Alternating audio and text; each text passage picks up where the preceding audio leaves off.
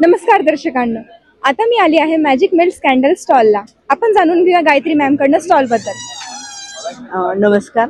माझ्या मुलीचं नाव गायत्री कैलास चव्हाण आहे आणि ती शिवाजी कॉलेज समोर राहते.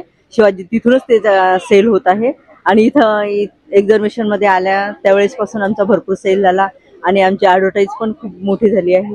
आणि यांनी ॲडव्हर्टाईज RRC चॅनलने आमचे ॲडव्हर्टाईज केल्यामुळे त्यांचे धन्यवाद. मॅम तुमच्या इथे स्पेशालिटी दाखवा तुमच्या कॅन्डल्स वगैरे बद्दल.